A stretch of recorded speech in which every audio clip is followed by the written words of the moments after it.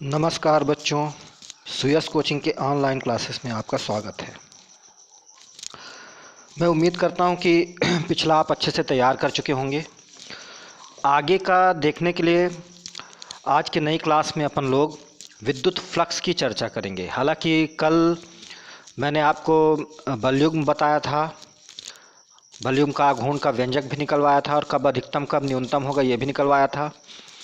और इससे संबंधित न्यूमेरिकल बाकी हैं और न्यूमेरिकल तभी मिलेगा जब आप व्हाट्सएप डिस्कशन ग्रुप में या फिर आपके यहाँ पे इसके कमेंट बॉक्स में कुछ न कुछ कमेंट दोगे, कुछ न कुछ शंका व्यक्त करोगे, क्योंकि मुझे तो नहीं लगता है कि जैसे फर्स्ट टाइम जो लोग पढ़ रहे हैं उनको पूरा अच्छी तरह से समझ में आ रहा होगा। तो उम्मीद करता हूँ आपसे कि ये आप कंप्लीट करते चलोगे क्रम से। तो इसीलिए इसके न्यूमेरिकल नहीं लगवा रहा हूँ। आज मैं आपके लिए विद्युत फ्लक्स लेकर आया हूँ। यहाँ पे देखें तो विद्युत फ्लक्स क्या है। एक समान विद्युत क्षेत्र में रखे किसी पृष्ठ से गुजरने वाली लंबवत विद्युत बल रेखाओं की संख्या को ही विद्युत फ्लक्स कहते हैं, है ना। यानी कि जैसा कि आप चित्र में देख पा रहे हैं, नीले कलर का एक मान लीजिए पृष्ठ है जिसका क्षेत्रफल यस है और इसे एक समान विद्युत क्षेत्र कैपिटल ई में रख दिया गया है, जबकि विद्युत क्षेत्र की दिशा इस पृष्ठ के तल के लंबवत है। तब इससे गुजरने वाला जो संपूर्ण विद्युत फ्लक्स होगा उसे हम दर्शा देंगे फाई बराबर vector E dot vector yes. विद्युत फ्लक्स को फाई से दर्शाया जाता है। अब चूंकि ई यानी कि विद्युत क्षेत्र की तीव्रता भी सदिश राशि है और क्षेत्रफल सदिश भी सदिश राशि है, तो अगर इन्हें हम वेक्टर फॉर्म में लिखने जाएं तो फाई बराबर vector E dot vector S होता है। आपको ध्यान होगा कि vector A dot vector B बराबर ए बी कॉस थीटा होता था। दो सदिशों का अदिश गुणन इसे बोलते थे, डॉट प्रोडक्ट को अपन लोग।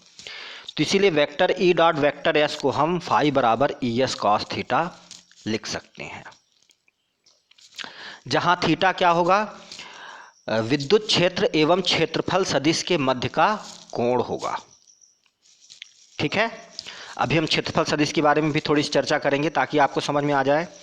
अच्छा, परिभाषा के आधार पर हमने बोला था लंबवत गुजरने वाले उसका, तो थीटा का मान दोनों के लिए 0 हो जाएगा, तो कॉस 0 का मान 1 होता है, इसीलिए फाई बराबर ई एस मात्र आ जाएगा। ये थीटा का मान 0 कैसे हुआ ये आपको समझ में आएगा क्षेत्रफल सदिश समझने के बाद।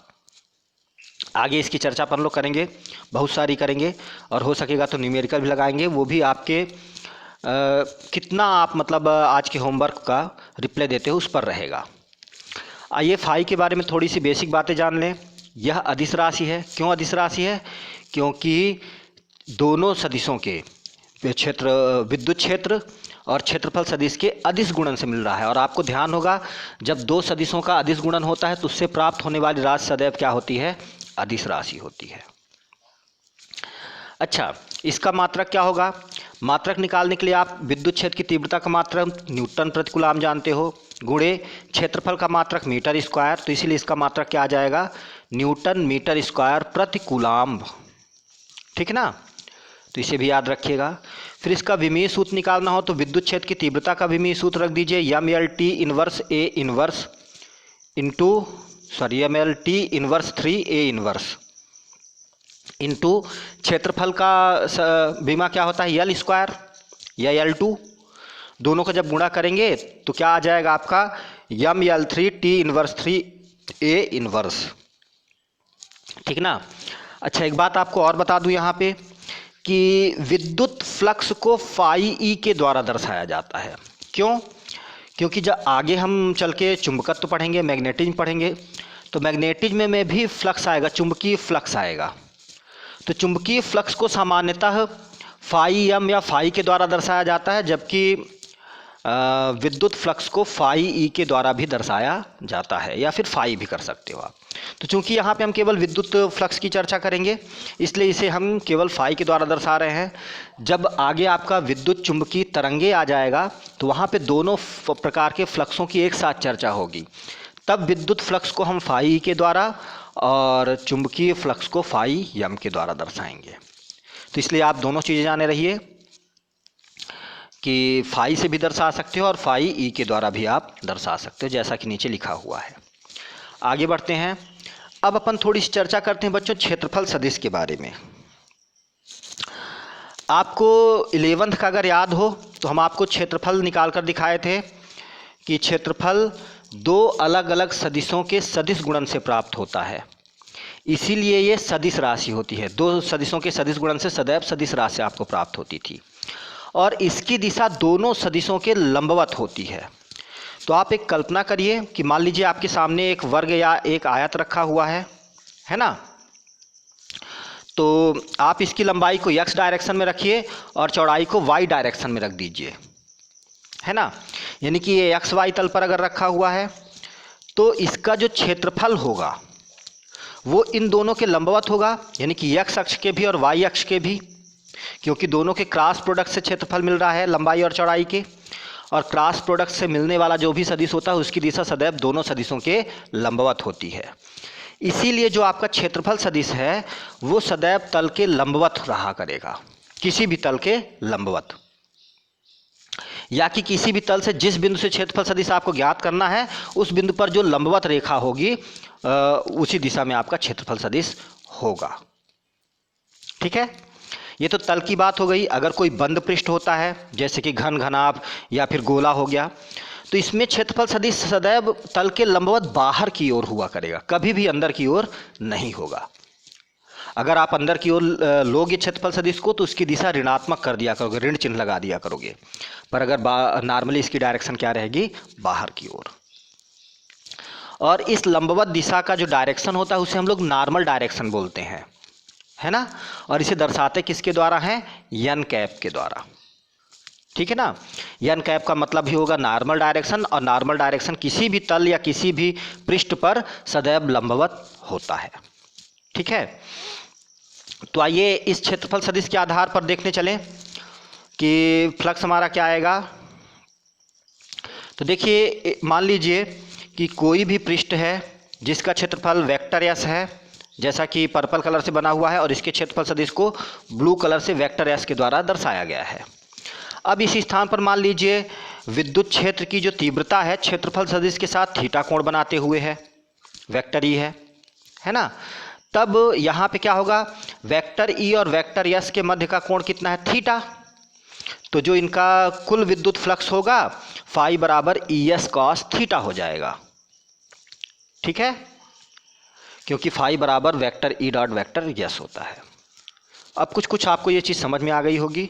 आगे देखते हैं, कुछ और भी बेसिक चीज़ें आपको दिखाने की कोशिश करते हैं।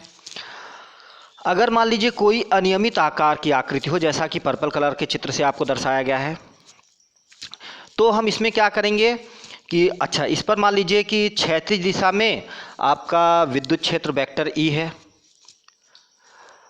अब हम क्या करेंगे, अगर इससे निकालना होगा तो हम एक अल्प क्षेत्रफल ds की कल्पना करते हैं, जो कि उस ds के उस बिंदु पर लंबवत, देखिए ब्लू कलर से ds वेक्टर ds आपको दिखाया गया है, और ये वेक्टर ds वेक्टर ई के साथ थीटा कोण बना रहा है। तो भाई अगर आप इसको देखने जाओ तो वही आप कर सकते हो E D S cos theta, क्योंकि डी फाई अल्प, इस डी एस क्षेत्रफल से गुजरने वाला अल्प विद्युत फ्लक्स डी फाई बराबर vector E dot vector D S होगा, और vector E dot vector D S को हम E D S cos theta लिख सकते हैं। ये एक तो जनरल विधि ये हो गई। दूसरी विधि मैं आपको समझाने जा रहा हूँ जिससे थोड़ा सा और आपको क्लियरिटी आ जाएगी इसमें, कि आप एक काम करो कि ये ई के साथ थीटा कोण बना रहा है तो इसको दो सब डी एस, तो डी एस को दो समकोणिक घटकों में वियोजित कर लो।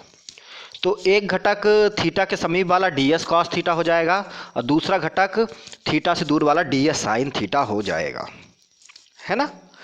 तो अगर अब हम इसका फाई निकालने जाएं तो ई को अगर हम डी एस साइन थीटा के साथ रखने जाएंगे, गुणा करने जाएंगे कुल फ्लक्स के लिए, तो आपको मालूम है कि ये ई से लंबवत है, यानी 90 अंश का कोण बना रहा है।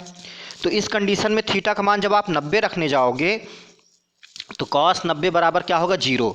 तो पूरा का पूरा फ्लक्स आपका कितना आ जाएगा, 0। यानी कि डी एस साइन थीटा के दिशा में गुजरने वाला फ्लक्स कितना आ जाएगा आपका, 0 हो जाएगा। पर अगर हम डी एस कॉस थीटा रखते हैं तो यहाँ पे थीटा की वैल्यू कितनी है 0, क्योंकि उसी डायरेक्शन में है जिस डायरेक्शन में वेक्टर ई है। तब आपका क्या होगा, कुछ ना कुछ आपको इसका मान प्राप्त होगा, क्योंकि कॉस 0 का मान 1 होता है, तो डी फाई बराबर ई डी एस हो जाएगा। इसीलिए हम डी एस कॉस थीटा को लेते हैं। तो इसीलिए इस अल्प क्षेत्रफल डी एस से गुजरने वाला अल्प विद्युत फ्लक्स डी फाई बराबर E D S cos theta होगा। ये एक अन्य मेथड था समकोणिक घटकों में वियोजित करके, जिसके आधार पर हम विद्युत फ्लक्स की गणना कर सकते हैं। न्यूमेरिकल सॉल्व करने के लिए ज़्यादा आसान आपको यही समकोणिक घटकों में वियोजन वाली विधि पड़ेगी बड़े न्यूमेरिकल्स के लिए, और छोटे न्यूमेरिकल्स में आप कोई भी विधि लगा दीजिए। जैसे कि एग्जाम्पल के तौर पर एक छोटा सा न्यूमेरिकल हम ले रहे हैं। अच्छा, इससे पहले आपको कब अधिकतम होगा कब न्यूनतम की भी चर्चा कर लें।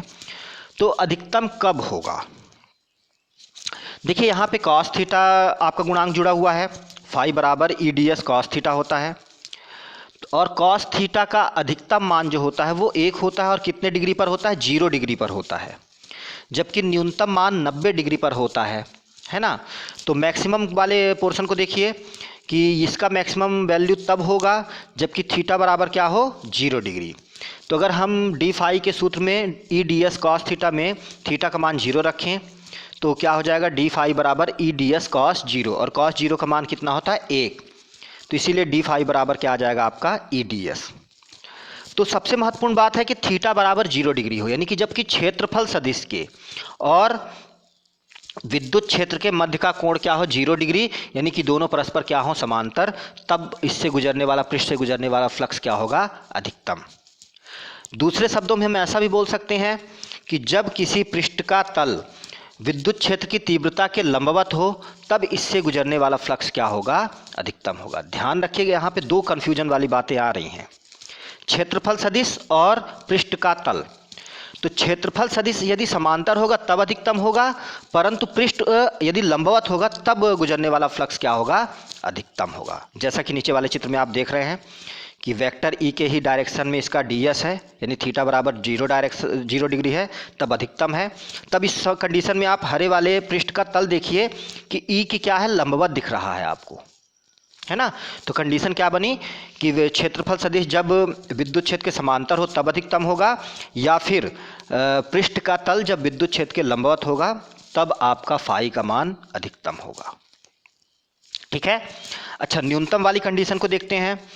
जबकि क्षेत्रफल सदिश और विद्युत क्षेत्र की तीव्रता के मध्य का कोण 90 अंश हो जाए तब क्या होगा आपका डी फाई बराबर ई डी एस कॉस 90, और कॉस 90 का मान कितना होता है 0, इसलिए कुल फ्लक्स कितना आ जाएगा आपका 0। तो महत्वपूर्ण चर्चा कर लेनी जरूरी है कि थीटा बराबर 90 डिग्री पर, थीटा 90 डिग्री है यानी कि क्षेत्रफल सदिश और विद्युत क्षेत्र परस्पर लंबवत होंगे तब 0 होगा, या कि देखिए यहाँ पे विद्युत क्षेत्र के समांतर ही क्या आ जाए आपके पृष्ठ का तल आ जाए, तब इससे गुजरने वाला फ्लक्स न्यूनतम या 0 होगा। ठीक ना। तो ये भी महत्वपूर्ण बातें हैं, परीक्षा में घुमा के क्वेश्चन कभी कभी दे देता है। अगर क्षेत्रफल सदिश बोला तो क्षेत्रफल सदिश लंबवत होने पर न्यूनतम होगा विद्युत फ्लक्स, या फिर तल अगर पूछ लिया तो तल जब समांतर होगा विद्युत क्षेत्र के तब गुजरने वाला फ्लक्स क्या होगा आपका अधिकतम हो जाएगा। आई बात समझ में। चलिए आगे बढ़ते हैं। एक छोटा सा न्यूमेरिकल मैं आपको दे रहा हूँ, इस चित्र को ध्यान से देखिएगा। मान लीजिए आपके सामने ये एक पृष्ठ है जिसका क्षेत्रफल 4 मीटर स्क्वायर है। यहाँ पर विद्युत क्षेत्र की तीव्रता कितनी है 2 न्यूटन पर कूलम्ब है, जो कि इस पृष्ठ के तल के साथ, ध्यान रखिएगा तल के साथ 30 डिग्री का कोण बनाता है। तो इससे गुजरने वाला कुल फ्लक्स ज्ञात कीजिए। अब देखिए, सबसे पहले हम जिस बिंदु से ये रेखा हमारी गुजर रही है उस बिंदु पर एक इस पृष्ठ का क्षेत्रफल सदिश खींचते हैं जो कि इसके लंबवत डायरेक्शन में जाएगा इस दिशा में। अब ये क्षेत्रफल सदिश विद्युत क्षेत्र के साथ ये वाला कोण बना रहा है, पर आपको ये कोण तो दिया नहीं गया है, परंतु ये कोण आपको कितना दिया गया है 30 डिग्री। तो आप जानते हो कि ये पूरा का पूरा कोण कितना होगा 90 अंश, और ये वाला कोण कितना है 30 अंश है। तो ये वाला कोण कितना आ जाएगा आपका 90 ऋण 30 बराबर 60 अंश। तो अब आपको यहाँ पे क्या क्या दिया गया है, विद्युत क्षेत्र की तीव्रता E बराबर 2 न्यूटन पर कूलम्ब, क्षेत्रफल सदिश ds बराबर 4 मीटर स्क्वायर, और क्षेत्रफल सदिश और विद्युत क्षेत्र की तीव्रता के मध्य का कोण थीटा बराबर कितना दिया गया है, 60 डिग्री। तब डायरेक्ट सूत्र में मान रखिए आप डी फाई बराबर E D S cos theta, या आप फाई भी रख सकते थे यहाँ पे, फाई बराबर ई एस कॉस थीटा, है ना। तो सबका मान रखिए, ई का मान 2 है, डी एस का मान 4 है, जबकि कॉस 60 का मान 1/2 होता है। तो 2 से 2 आपका कट जाएगा और 4 एकम 4, यानी कि इससे गुजरने वाला कुल विद्युत फ्लक्स डी फाई बराबर 4 न्यूटन मीटर स्क्वायर प्रति कूलाम्ब होगा। सवाल अच्छे से देख लीजिए, आपसे ये शायद बन भी जाएगा अब।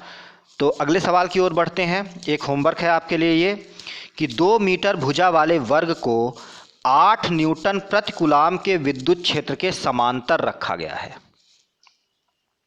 है ना। तो इससे गुजरने वाला कुल विद्युत फ्लक्स बताइए। ठीक है, बड़ा ही सरल सा क्वेश्चन है, पहला क्वेश्चन है, इसीलिए बिल्कुल सरल सा दिया गया है। अगर इसका आंसर आप लोग देते हो सभी लोग, तब जाके मैं कल के लेक्चर में पहले कई सारे न्यूमेरिकल करवाऊंगा फ्लक्स से जुड़े हुए, तब आपको आगे चर्चा करूंगा गॉस प्रमेय की। पर उससे पहले गॉस प्रमेय को भी थोड़ा सा अपन लोग जान लें कि है क्या। तो किसी भी, अब देखिए अभी तक जो हमने चर्चा की है वो खुले पृष्ठों की चर्चा की थी, है ना, फ्लक्स का मान निकाला था। तो गॉस प्रमेय बंद पृष्ठ से गुजरने वाले फ्लक्स के लिए बताया गया था। तो इस प्रमेय के अनुसार किसी बंद पृष्ठ से गुजरने वाला कुल विद्युत फ्लक्स उस पृष्ठ के अंदर उपस्थित कुल आवेश का 1/ε0 गुना होता है। ठीक है, तो जैसा कि देखिए यहाँ पे दिया हुआ है कि यदि कोई बंद पृष्ठ के अंदर Q आवेश रख दिया जाए, है ना, जैसे कि मान लीजिए मैं आपको एक बंद पृष्ठ दे देता हूँ, कुछ इस तरह से गोला है आपका, ठीक है, और इसके अंदर अपन एक Q आवेश को रख देते हैं। ठीक है, अगर इस बंद पृष्ठ के अंदर ये Q आवेश रखा गया है तो इस पृष्ठ से गुजरने वाला फ्लक्स कितना होगा। तो गॉस प्रमेय अगर लगा दें कि बंद पृष्ठ से गुजरने वाला संपूर्ण विद्युत फ्लक्स उस पृष्ठ के अंदर उपस्थित कुल आवेश के 1/ε0 गुना होता है, तो गॉस प्रमेय के अनुसार क्या हो जाएगा, इस पृष्ठ से गुजरने वाला कुल विद्युत फ्लक्स फाई बराबर कुल आवेश इसके अंदर का Q है, तो Q/ε0, यही गॉस प्रमेय है। अगर आप लोग पिछला न्यूमेरिकल लगा लेते हो तो एक और भी न्यूमेरिकल मैं आपको दे देता हूं छोटा सा, जिसे आप लोग हल करोगे कि 2 मीटर भुजा वाले किसी वर्ग के अंदर 4 कूलाम्ब का आवेश रखा गया है, तो इससे गुजरने वाला संपूर्ण विद्युत फ्लक्स बताइए। ध्यान रखिएगा, ये न्यूमेरिकल अगर आप करना चाह रहे हो तो गॉस प्रमेय अप्लाई करोगे, तुरंत ही आपको इसका आंसर मिल जाएगा। ठीक है, तो बड़ा सरल सा है आज का ये टॉपिक। इतना तैयार करने के बाद कल के लिए बहुत सारे न्यूमेरिकल होंगे अगर आप लोग आंसर देते हो, और नहीं देते हो तो देखिए मैं आगे कल फिर गॉस प्रमेय की सहायता से कूलाम्ब के नियम की व्युत्पत्ति करवाऊंगा। रिज रेखीय धारावाही चालक तार के कारण किसी बिंदु पर विद्युत क्षेत्र की तीव्रता निकलवाऊंगा गॉस प्रमेय की सहायता से। 2 आवेशित प्लेटों के मध्य विद्युत क्षेत्र की तीव्रता निकलवाऊंगा। यही सारे आगे के डेराइवेशन करवाने लगूंगा मैं आपको। पर अगर आपके आंसर आते हैं तो मैं कल न्यूमेरिकल ही आपको करवाऊंगा। आज के लिए इतना ही बच्चों, मिलते हैं कल अगले वीडियो के साथ। धन्यवाद।